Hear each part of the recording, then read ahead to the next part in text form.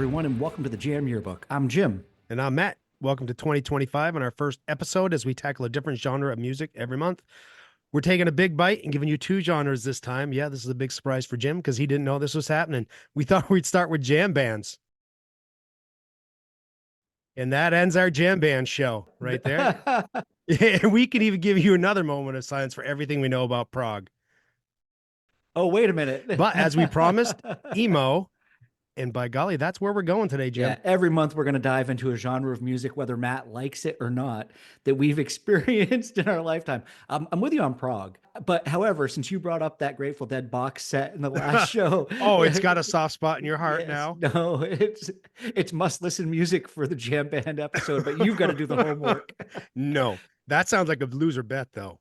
That would be a loser bet. But emo, Matt, get a tissue out. We're going to talk about emo. Emo music. What is emo? I can't hide my tears, Jim. Yeah, let's dive right in. Going in, I guess I really had no earthly idea, Jim. I'm still a little confused from time to time. Me too. This was a big learning experience, and I really enjoyed it. It was a lot of fun diving in.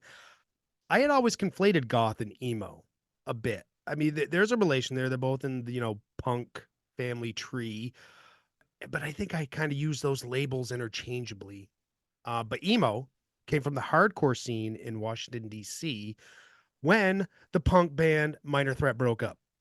Okay. So 1983, Minor Threat breaks up, and the punk scene had become overly macho, and some in that scene wanted it to change. They were tired of the violence and the vandalism that would happen at shows. Skinheads were a problem as well. But the first printed use of the label emo was in Thrasher magazine in 1986, and I quote, "Let's hear it. There is a new form of performance coming out in Washington, D.C. It goes by the name of emo core or emotional core. Bands like Embrace, featuring Ian MacKaye, Rites of Spring, Beefeater, among others, are taking the severe intensity of an emotional projection and adding it totally into their respective live sets. Crowds are said to be left in tears from the intensity. This sort of gig is not a frequent affair as the bands are fully drained after a performance."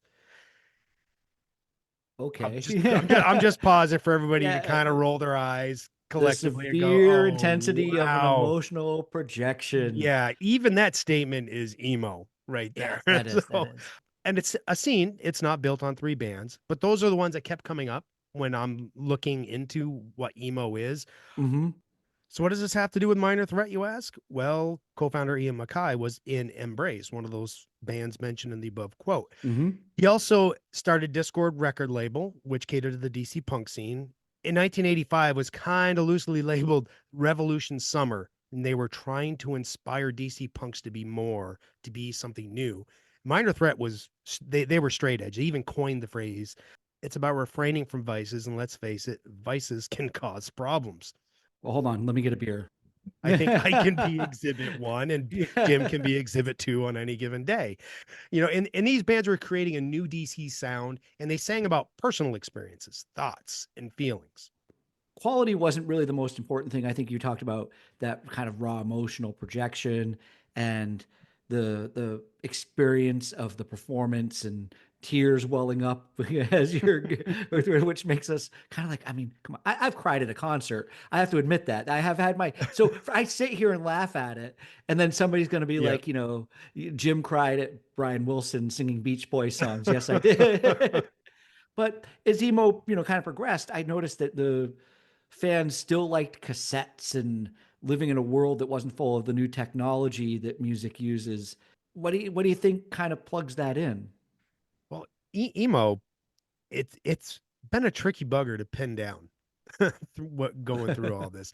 And probably being a newer genre, the whole sorting exercise hasn't been completed. And as we'll see as we talk about it and probably continue to discover, there are multiple waves of emo, and almost like different subgenres have kind of peaked within emo, but they all kind of still get that emo label. And our generation X is where it started, and Gen Y, which is who I think you're referring to, a little bit more down the road, emo had taken on a very different sound. That was most likely probably the second, possibly third wave where emo got more away from the lo-fi sound. They got pretty polished there for a while, but I think they're starting to, drag it back. People born towards late Gen Y years, the 81 to 96, the millennials, were very young when 9/11 happened. And ever since, Gen Y and Gen Z have only known very divided political lines, and punk music in general can dive into political unrest. And emo can dive into obviously emotions, right? Yep. And a lot of emotions came up during that time period, and still going on now. This is what made emo confusing for me, mostly in the research. Those subgenres, they peak in at different times and everything. But music changes, and emo is different depending on your generation. And that generation Y in particular, they didn't like to be called emo. They didn't like the label. Mm. They didn't want to be boxed in under a musical genre. And it's weird that emo is both embraced and rejected as if it's a joke unto itself. The label emo is cringy, and I can understand why bands playing it would not want that emo label. Just hearing that word come out of my mouth, it doesn't sound very positive, Mm-hmm. And we can go back to Ian McKay. He said emo core must be the stupidest fucking thing I've ever heard in my entire life. Emotional hardcore, as if hardcore wasn't emotional to begin with. And the purpose of punk is to be welcoming. So I get where he's coming from and not wanting a label put on it. You don't need to place a label on everything. Just let things be what they are. But he didn't really seem to mind the label hardcore, though. Are we going to pick and choose what we want to be labeled? That's your right. But if you don't want to be labeled, issue all labels. And again, I go back to just that word emo. It just does not sound very flattering. It doesn't sound flattering. You're right. And it is a term that I think now is kind of a little soaked in nostalgia because I have friends who are in their 30s who like emo music and they are open to talking about it and they embrace it. But I look back to some articles that were written in the mid to late 2000s. We'll call those the naughties, kind of through this Mm-hmm. show, but that music that was coming out at that time, a lot of those kids, teens, young adults that were listening to it were, don't put a label on me, as they walked around with their side haircut. And we'll get into that. We'll get into Oh, that. yeah. And I wonder if those are the ones that didn't mind the label so much, though. Well, I think now they're, like I said, I think now they're nostalgic about it. But first, True. before Yeah. we get there, we're going to talk a little bit about the late 90s because you sent me a documentary and then I watched another one. And the Midwest emo sound was really cool for me this past couple of weeks. And if I had been exposed to it, I would have gotten into that scene. I like the Midwest emo, but I think I'm gonna have to take the OG emo road. Okay. I Okay. think I love punk music, and I like the shouty, less screamy kind of punk. I think, Yeah. Yeah. or Yeah. it's vocals are equally in an uncontrolled state, but Hmm. I think the hardcore is a little lower pitch vocal. It doesn't sound so shrieky, so yelpy at times. I mean, they're both subgenres of punk. Don't hate the messenger. They're the third cousin in the family tree of punk, but emo sprang from hardcore. There's a dose of pop punk in there as well. Well, hey, stop. You're going, buddy. That's emo pop. Don't piss off the Oh naughties yeah. kids. You see, and this is where I start going down different roads when we're talking about emo, because there is this caricature in my head and it wants me to go in one direction when it makes me almost throw out everything I've kind of learned in the last couple weeks. Kids always need angsty music. I've said before they'd probably rather get that fix from someone their own age. So the sound of emo changes, but at its heart, it's about the emotion of the lyrics and the performance. Well, emo has changed from the early 80s through the 90s and today, just go listen to Rites of Spring. I kind of call this basement punk. And I don't mean that it's the bottom level of punk. I mean, it's being in a friend's basement and watching a band that gets you worked up. They completely rock, Mm-hmm. but you're never going to hear them upstairs on the stereo, with mom and dad around the house. Yeah, it's like the boy version of Biba Doobie sitting on her bed with an acoustic guitar writing songs. Exactly. Exactly. And I stayed away from most of the older labeled emo core that you were listening to from the 80s when I was preparing for the show. I knew the OG emo was going to be more of your thing. And you'd already mentioned Ian MacKaye. He was the front man from both Rites of Passages and Embrace. But I was surprised that he was part of these bands. I didn't really know this until this past couple of weeks. I've always been a big fan of Fugazi. Well, maybe not big enough of a fan so that I went back and looked up every band member and did the whole where did they come from? Where did I just liked Fugazi? And I 13 songs, I put that album on, listened to it over and over again. So when we were prepping for the show, I was so excited because I saw Ian MacKaye in these bands and it's emo. And then I was like, yeah, I'm emo because I love Fugazi. And then I went and looked up No, lists of bands that are emo. And it was like, yeah, Right to Spring, Embrace, not Fugazi. So not. Fugazi was looked at more as an alternative punk band. It was not on the list of emo. I'll admit it too. Yeah, I had no idea Ian MacKaye was in Fugazi as well as Minor Threat. Punk bands are really not bands that I really dive into for history as far as like who's and what band, this band, because a lot of punk bands are so short lived Yeah. that it becomes a Herculean task to Mm-hmm. try to keep up with it all. And I wonder if Fugazi was an answer to not liking the emo label. It really could have been. And it wouldn't be the first time a band or musician has tried to shed preconceptions about what they're going to release. And I'm sure a lot of the bands that came out on that Discord label were unhappy with being called an emo band just because they were on a label. We're going to move this forward. And I decided to start with Midwest emo, or okay, here you go, Matt, the second wave. You've delivered the first wave to us. Thank you. This is the history lesson. Matt's good at this. I went into Midwest emo. Like most genres, rock, rap, alternative, there are influences and hotspots that form and grow in other parts of America. Midwest emo shifted away from those core roots and shifted more towards indie and math rock. The pop punk emo sound was probably also gaining its roots that we're going to see when we got pop emo down the road.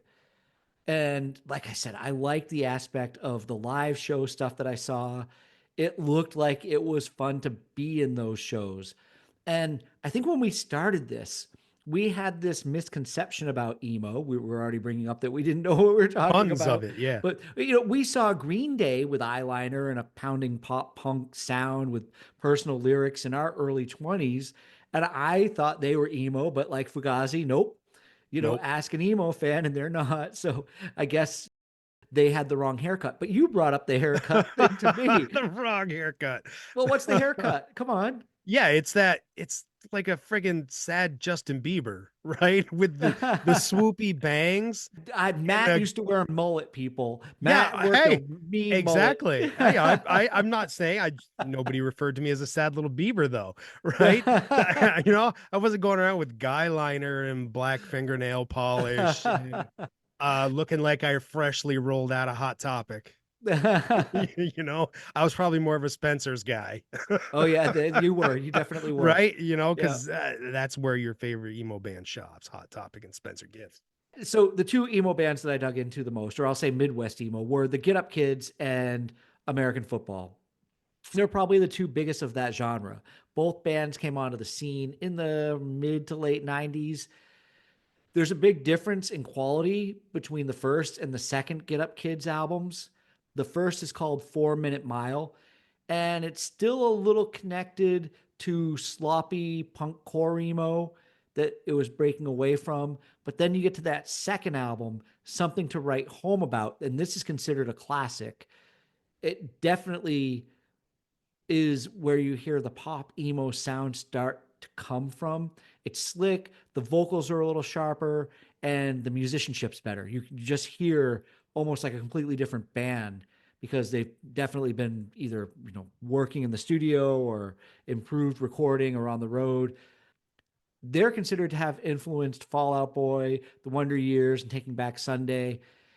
Interestingly, though, after tours with Weezer and Green Day, they decided to distance themselves from that emo sound because they don't like carrying the label. And by the early 2000s, they were branching out to a slower, more melodic alternative sound. But I remember them during this era.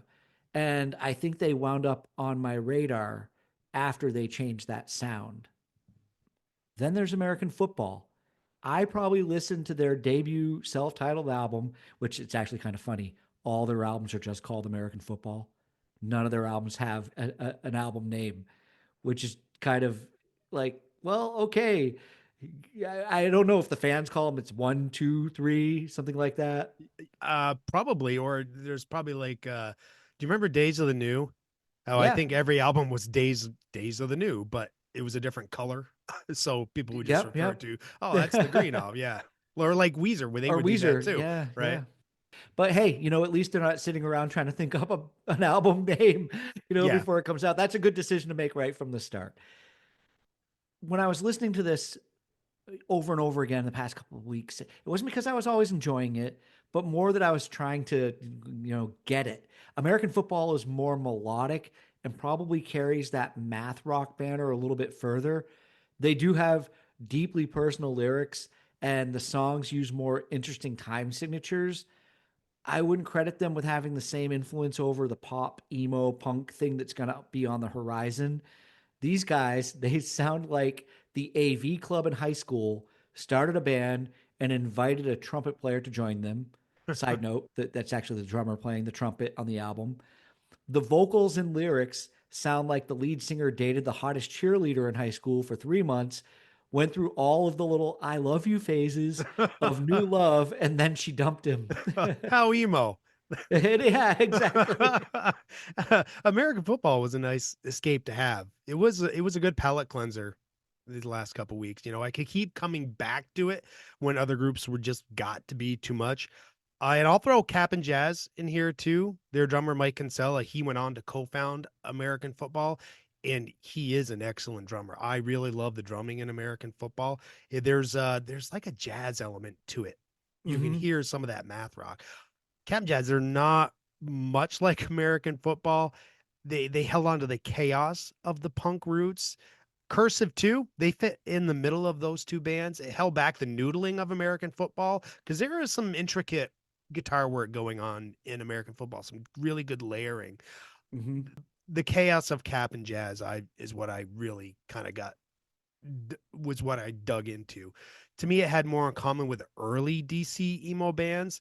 And a hot take, but I think Weezer's Pinkerton may need to be thrown in here as well for Midwest emo, or maybe not the band in general, but their take on Midwest emo. Yeah, you're probably right. They definitely influenced that scene, and we're probably going to skip over them. But, Blink 182 stumbled into emo as well. Yeah, yes, they did. And those two takes may not be acceptable to real emo fans. They are probably shaking their fists at us right now. No, I'll give you Weezer, but Blink 182's third album, maybe, and Tom DeLonge definitely is a hero to the emo guys. Okay. Yeah, Angels and Airwaves, his solo album.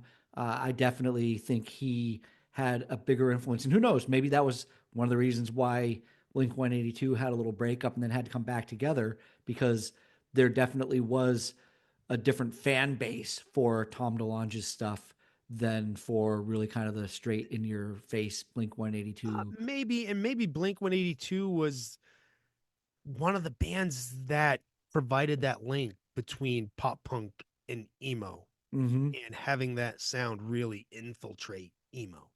Well, let's go ahead. We're going to go into the noughties then. So we're at the third phase of emo, if we go there in the 2000s, when it really took off in popularity, and a lot of bands picked up a large following of very loyal listeners, and they dominated the rock charts. Yeah, it's going to sound like name checking here from one of our older episodes. Yeah, these are You some big bands. yeah, Panic at the Disco, Fall Out Boy, we had Paramore. But before all this really came along, the band that broke everything into mainstream, according to everything I've read, was Jimmy World and their Bleed American album. And this made me so confused because I really love this album. This Same is here. Yeah, this is one of my favorite albums. I've got it on vinyl. I've gone and seen Jimmy Eat World and stood in the front row, well, not front row, but stood a couple, rows back and sang along as loud as I could to the songs, being as emo as I possibly could be without realizing it. Him in skinny jeans. Yeah, Wow, I didn't just have skinny imagine jeans on. Yeah. I may have had the mascara on. Uh, it. In the guy liner. the guy liner. That's what we call it. The, Yeah. the guy I like liner. mascara. That's a good one Mascara. though. Yeah. This really confused me, like I said, because I love this album, but emo morphed into a sound that the aging rocker inside of me couldn't stand. Bleed American came out right after 9/11. And so I think the optimism of the song The Middle, it gave everybody in America that message that they needed, especially the youth. We talked about this generation Y Mhm. coming along, and they're young. They're probably 11, 12, 13, just discovering music at the time. And it was what that generation needed to have, this kind of optimistic message. And it was good for the soul of a healing country. Yeah, that Jimmy Eat World thing is still messing with me. I always took the middle as an uplifting song, and that's not an emotion I associate with emo. But digging, more into Clarity, the album by Mm-hmm. Jimmy, that is emo. The Bleed American is where pop punk started to, form more into Jimmy Eat World. But I think once an emo band, always an emo band. Maybe, how some people don't like to let bands escape their genre. There is that little I don't know if it's gatekeeping or I don't know if you've listened to as much Jimmy World post Bleed American as I have. no, I haven't. And it kind of goes back to that clarity sound. Okay. Yeah, so really the most, I think, effective pop music they ever wrote is on Bleed American. Songs like Sweetness in the Middle and Praise Chorus. These were all songs we were hearing on the radio back at that time. But really, if you listen to the next couple of albums, that goes back to that kind of really sensitive, soft feel. It's still rocking. You go see Jimmy Eat World play a live show, and shame on me for not knowing the lead singer's name right off the top of my head It's here, not Jimmy? but it's not Jimmy. But I have never seen a guy get on stage and stand in front of a mic playing guitar. So I've seen plenty of people run all over the stage with a microphone in their hands as lead singers and break a sweat because it's hot and you have the lights on. But standing under the lights, playing his guitar and singing, he is the most soaked in sweat human being I've ever seen on stage. He's not heavy, he's not out of shape. It's everything he's putting into what he's playing while he's there doing it. And that is why he's emo. You're not wrong, Yeah. right? Because we go back to that Thrasher quote. It's about putting all of your emotion into that Yeah. performance to till you're drained. And that's what he gives you when he's on stage. It's amazing. Yep. So you did the core research of, we'll call them the messiahs of the naughties, emo pop or emo music. My Chemical Romance. They I probably had the biggest impact or biggest following of emo fans. all the bands you mentioned a few moments ago, plus My Chemical Romance, are one of the reasons I used to associate pop punk with emo. Right, there was that Mm-hmm. blending, and that's where a lot of my confusion was coming because I didn't have that link. I feel like I was missing a link as to how that chocolate and the peanut butter came together. If it was just a happy accident in the studio. So that's wrong of me to make that connection. My Chemical Romance, musically, they achieved a polish that flies in the face of early emo, which tried to keep the DIY and the indie ethos of punk. But early on, they certainly leaned into not caring if they sang very well. That if that's the nicest way I can put that. I won't say I'm a fan of the Black Parade, but I learned it's a concept album, so that kind of makes me want to dig in with a new eye and to listen for the story and try Uh-huh. not to get distracted by the things that I don't necessarily like in the performance. It's a concept album about a man dying of cancer. In the 2000s, I think they had to be the gold standard band for what emo was at the time. They seemed to be like the king of the hill. Even when the singing improved, there was still an emotional drive to it. There is a definite passion. You can hear the vocal pushing to the point where it will collapse in its performance. And the song Mama from Black Parade, that grew on me a whole lot this week. It was like their take on Gogol Bordello at times. It had this really bouncy feel to it. So, two things that I'm going to interject here with out with the notes that we have in front of us is that you're right about the singing, and it is interesting because even Midwest emo, listening back to some of those bands. There was another band I listened to called Penfold. One of my biggest problems with listening to these bands was that the singing's not very good. No. And I spent the past few weeks actually, if I was at the bar or working with somebody, or I ran into somebody who I knew who happened to be from that Gen Y generation or into emo music, I would ask them about it.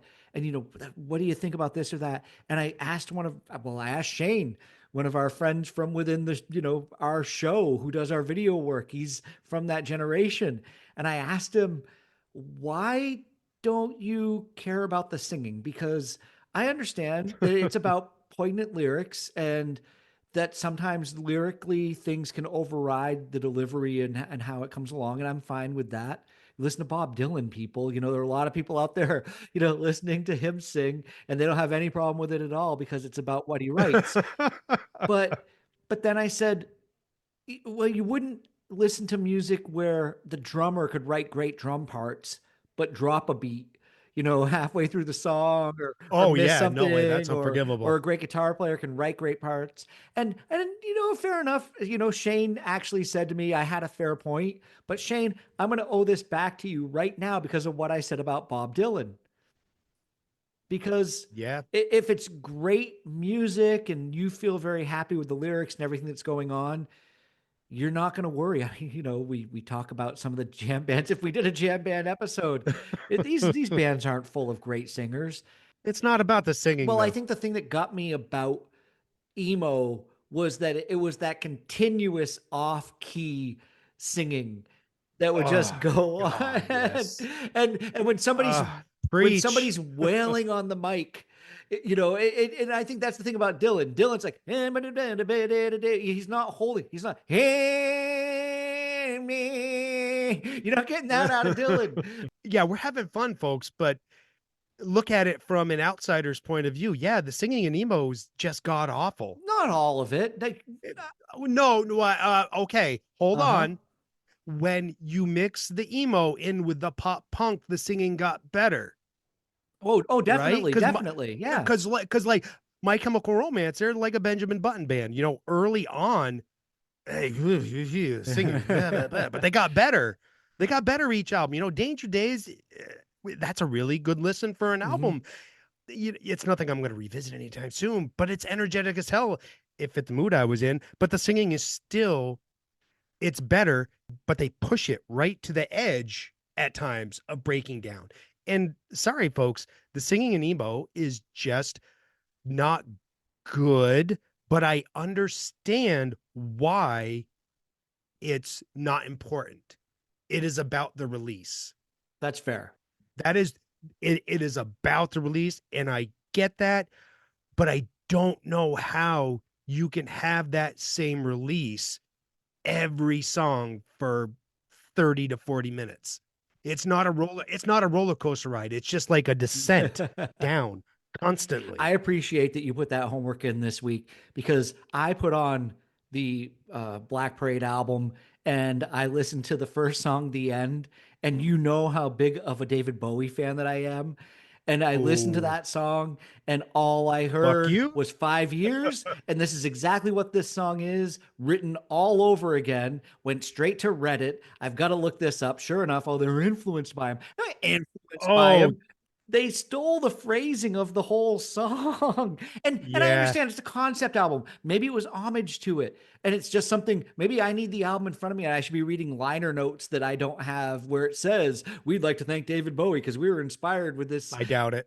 5 Years starts off the rise and fall of Ziggy Stardust and the Spiders of Mars, and it sets up the album, I guess, the same way as the end does. But they didn't just steal the concept of that. And I'm not, I don't want to say, I don't want to, say you're thieves, but the music is so identifiable and comparable. And even a little Pink Floyd in there. There's even a little Mhm. Floyd you can hear. But yeah, anyway, let's move on. Okay. So Yep, you took I kudos to you. I as myself as well took life into my own hands and started going into some subreddits and asking questions. And you got to be really careful how you word yeah, it you do. because not just will, hardcore emos Yeah, tear you you're gonna apart. lose a lot of Hardcore you're gonna redditors lose a lot of will karma fucking on tear you apart. Reddit if you ask the wrong question. But no, I'm glad that you did that. One of us had to. So Matt, Yeah. kudos to you as well. You know, Hey, it's better than I Pablo. also knew you weren't going to do the Paramore homework because I had already done that. Hey, I didn't need to do the Paramore homework. So Paramore, speaking of people who can sing, Haley Williams, she's a good Yes. singer. She's a great vocalist. Uh, it's interesting when I started looking into the background of Paramore being one of the other big, massive bands. In fact, Paramore's still big. You can't say that they're not. They just spent They're the bigger. whole, yeah, they just spent the whole past year touring in front of Taylor Swift. So they've got an audience that outdoes probably pretty much everybody else we're going to talk about on this show. When she was in high school and was like, we're going to be in a band, as she's talking to her friends who play music, she actually went and Googled what was the kind of music, what's the big music to be right now. And she had no idea what emo was, Oh, but that's what came up. And she went back to the band and she was like, we're going to be an emo band, and just told them this is what they're going to do. She wasn't musically inspired at all to push Paramore to be an emo band. She just wanted her band to become successful and thought emo was the right sound to go for. yeah, she wouldn't be the first to chase a trend. It's maybe a little calculating to do it at that young of an age, but they pulled it off. They turned out all right. They've gotten better. Talking about trends, we both recognize the subculture that sprang out of emo. We kind of talked about the hairdo and the makeup. Do you think as two guys well into our mid 30s by the time emo was reaching its pinnacle, we just didn't get it and we were kind of shaking our fists at it like kids were playing on our lawn? Get off my lawn. Yeah, I certainly did. Remember early on in doing this show, I used to really complain about radio a lot.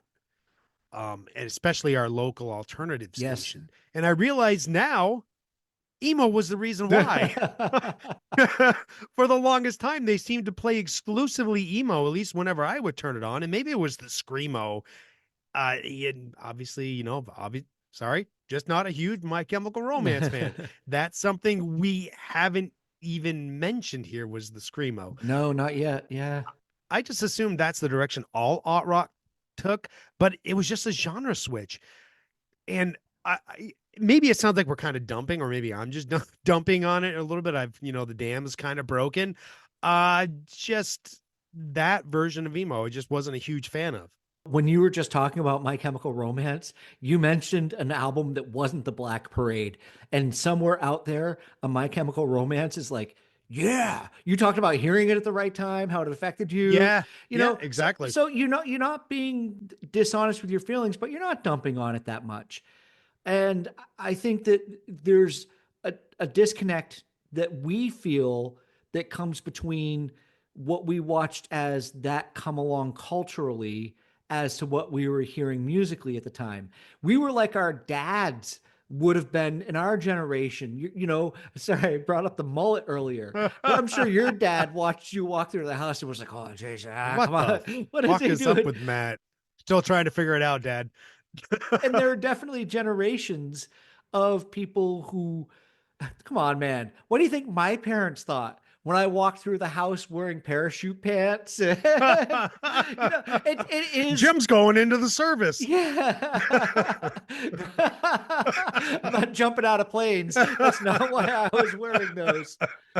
I think, in a way, emo fans developed a relationship with their music the same way every generation does, And like we did with grunge, after the parachute pants, I went over to the flannel. You wore the flannel. Oh, You, hell yeah. yeah, we had the I'm a flannel. Vermonter. Of course Yeah, I did. well, that's because that was the dress code anyway for grunge. But I remember being so emotionally attached to a lot of Pearl Jam songs, Smashing Pumpkins tunes. And when I saw kids getting so caught up with emo music, I didn't need or I wasn't searching for life's meaning in songs anymore. I'll agree with you in a general sense, but I disagree personally. Emo filled and it still fills a need, whether it's, new or nostalgia. Personally, that music is metal for me. I'm not trying to bring back, as a joke, bring metal back into the conversation, right? But that's my truth. Because Nevermind is 1991. I'm 20 years old. It didn't hit like the first time I heard Judas Priest. And up to that point, I had never heard anything like Judas Priest. Like a lot of kids, when I first heard the age that I was, when I first heard Priest, they first heard Nirvana. They're like, what the hell is this? And Siamese Dream is 1993. Mm-hmm. The 90s can't compete with the 80s for my emotional attachment to music. Someone born at the end of Gen X, like 1980, that's the last year for Generation X. I'm sure grunge was that awakening. They're 11 years old, right? Yeah. Just for me personally, I don't have as big of an emotional attachment to grunge. And you've talked plenty about growing up in a religious household. Yeah, I have. And I think that's the difference between you and I, because Yep. I think I peaked differently. I Hmm. think that I got more into emotional music in my late teens, early 20s. And that's why that's why earlier on I was in the parachute pants. Yeah. Oh, And yeah. Exactly. You were just starting to branch out, I used to wear testing the cardigan waters. sweaters to school. I Yeah. know. Sweater vest Jim. Sweater vest Jim. I, But I completely get that, and I understand, and I kind of thought that was the whole issue because we've had plenty of these conversations, Mhm. right? Whether it's religious upbringing, your parents divorcing, and all of that. I was I was in a very stable household, right? I didn't have a lot of tumultuous times in my life, as opposed to you. If I'm comparing our two And I lives growing and up, I also think you had the advantage of a brother a couple years older than you, yeah. kind of paving the way where you could Yeah, look and your at brother was much older much than older. Mark Yeah. was to me. Yeah. Yeah, yeah. No, I completely get it. And eventually everybody finds their right music for their right time. And a lot of Gen Y, emo was it. Hmm. And completely understandable. I think we're getting away from ourselves. I think it's time to wrap it up with our 5 songs each. Yes, folks, we're making a playlist for our Woo! emo. I don't know necessarily favorites, but we just each picked 5 emo songs. Yeah, I'll start us off. Do we want to Yeah, alternate? yeah, I'll go. Okay, yeah. I'll go Alternate. first. All right. You know. So I'm just going to put a praise chorus by Jimmy Eat World on this playlist. I already gave this song praise, and there isn't much more I can say. It's Yeah, always going to be one of my favorite songs, period. yeah. It's like the anti-emo song. It's very motivational. It's a great song. I'm gonna kick off my vibe with "Rites of Spring," and the song is "For Want To." I had to go with an OG emo band. Emo's about that emotional gut punch. "For Want To" brings an intensity musically, but it's also got the trademark vulnerability in the lyrics and a very cathartic, energetic performance. Hmm. There's an immediate sense of urgency when this song comes on. Throughout the chat and this show, we've made plenty of comments about the singing in emo. While overall it's not the best, I understand the purpose. Right? Just think of someone who's upset and unable to calmly talk out what they're feeling. All that angst and raw emotion, it is reflected in the singing in the song. I really like Right to Spring. I think, my Fugazi love leaned me back into that. Yeah, Guy Picciotto. Yeah, he Yeah, was another yeah. member of Fugazi. Yep.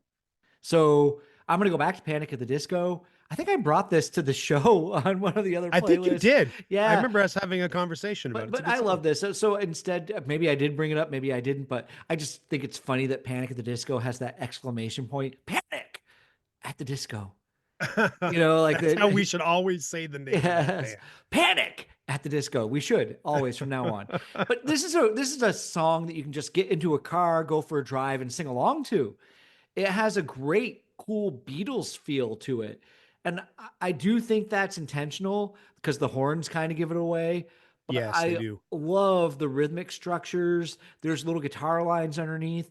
And I'll always be a sucker for a well used descending bass line. Oh, me too. What is it Yeah. about that that draws me in? Because it's just not a stereotypical bass line. No, no. It definitely draws you in that Yeah, descending pattern. it's fun. All right, my second one is AFI and Miss Murder. This is a large departure from their hardcore beginnings. Miss Murder's it's a much more polished musically. It's got maybe more of that pop punk influence. And vocally, except for the screamo bridge, that's where the more emo starts to come out. But they're striving for mass appeal here. Miss Murder, it's got a very anthemic arena feel to it. By name, I didn't recognize it. And then you talk about the radio station back in Vermont. Yeah, And the minute it came on, I knew what the song was. I knew yeah. most of the words to the song from being on the radio, but I was also doing some work at the time. And I picked the song off the top of Spotify, and then it just starts playing down through the other songs. And I knew all the other songs too. It's a good album. AFI is good, and this is going to be a good song to be on the playlist. So my next song is no secret to anyone. I like Paramore. I think I did a video live broadcast when I went to see Paramore a I couple of think you years did. back and I put it on Yeah, our I do Facebook remember that. page. Yeah. The song is the only exception. We talked about my parents' divorce quickly there and songs that can kind of affect you. And this song, even though it doesn't really strike that chord with me now, I think I could have written this song if I was that if I was capable. If I Uh, was that if talented, I was Jim, that talented, I it just has that feel. It's the sweetest song of when you've watched your parents in their marriage and you've seen it fall apart and you've sworn off those same kind of commitments, but then you make that exception and there's somebody yeah, there who makes you change your mind. And we all make exceptions, and it's impossible to be content with loneliness. This is one of the coolest Paramore songs, and I think it's on the first, or I think it's the second album, but yeah, it's second, good yeah. song. Yeah, and it's where they really start to show their versatility, Yeah, definitely. songwriting and performing. So I think it's kind of an important song in their discography because it shows the hint of what's to come and what they can be. All right, my third one will be Piebald, and the song is American Hearts. I like these lyrics are a little funny to me. They kind of point out things in culture and they invite the listener to participate, yet at the same time, they kind of sound accusatory by declaring, "Hey, you're part of it." Right? So I find some humor in that delivery. And once I heard Jimmy Eat World being emo, it made more sense to me listening to Piebald because they kind of fit in a similar Yeah, they soundscape. do have that same soundscape. And there's something about the name Piebald. I I love know. that name. It's so cool. I know. Why does it sound pornographic to me, I Jim? don't know. You just move right along from that, but it does. Anyway, I'm going to move us along to my next song. This is my fourth song, and we talked about them earlier. Really liked listening to the album. American Football, The Summer Ends. I think it's the second song off the debut album. Funny thing is, I just discovered this because of our podcast. I spent 8 summers in the 1990s working at various summer camps in America. Every year the summer would end, and there was always this combined sense of joy and melancholy. It's almost like you'd gone to war together with the people that you were working with, and the enemy were the kids. No offense out there, but you had this kind of relationship with the fellow counselors and staff members you were working with, and then suddenly, after living there all summer long, it was over and you were going to go home, and that was the end of it. And this song completely embodies all of those feelings I had. and it brought me right back to Singing Hill, the ripples on the waterfront, or hanging out at night and counting shooting stars. I love the trumpet in this because it kind of gives It me is that nice. taps feeling that this is the end. Oh, okay. We're not going to Yeah. bed, but we're closing this chapter. But I also think the song is saying lyrically, let's live now and let's see what happens when the summer ends. So there's no commitment to anything beyond this moment that we were living in. Instrumentation in a song like this can create immediately a nostalgic mood. And then when the lyrics hit in the song, it fits that mood that it puts This you is one in. of those songs where I did not mind the singing at all because those No, not at lyrics were all. so poignant to me and I could relate to them or at that time in my life. There's emo. And the other thing that's weird to me is that I never heard this until we did this show. But this is 1998. I was working at a camp. It would have fit right into my soundscape of everything that was going on. And I'm kind of sorry that this passed me by. It probably would have been a big hit at camp, especially if they hit you at the right time, or even maybe not even at the right time, but they spark that right Yeah. memory. It's a song that'll you'll take with you for the rest of Yep. your life. All right, Jim. I feel like we've gotten depressed here. We've gotten very emo. So I'm gonna bring it back up with Cap'n Jazz and Oh Messy Life. It's unpolished and raw, but the playing is quite intricate actually in the quieter moments. The delivery, again, a lot of emo, right? It's on the verge of that breakdown and it feels very in the moment. It's all kind of almost like the lyrics were a stream of consciousness. Like he was just pissed at this thing during the day, emotionally upset. And it's like, just wing it, boys. Something's coming off the old noodle and it's going to be gold. Yeah. And oh, Messy Life. It's a really good song. Yeah, this was also a lot of fun to listen to. And I like the fact that you still lean back into your punk roots with these songs. So, Rites of Spring and Cap and Jazz really kind of fall back to that. It's good There stuff. is beauty in that chaos. There is absolutely. All right. So, speaking of beauty, something you introduced me to, and this might come as a surprise, but I'm going to bring a Juice World song. Eh, Juice were a little emo rap. Yeah, emo Whoa. rap, because there is such thing, and Juice World Yeah. is right within that genre of emo rap. The song's called "The Light." Emo rap is a real thing. We hadn't talked about it, but it goes to show how far this word emo has traveled. I added this to our big playlist back in the day. I definitely know that. And I owe my love for this song to you because I never would have given Juice World the time of day. So thank you. I said earlier, once again, why am I so emo in this show? The songs make me cry. They did it. It It had did. its effect. I remember just it was one of those days where it'd been raining and the sky was kind of clearing. I was on a bus ride going into work and I put this song on and it was just that right kind of break of day and this melancholy that was going on and it caught me at the right moment.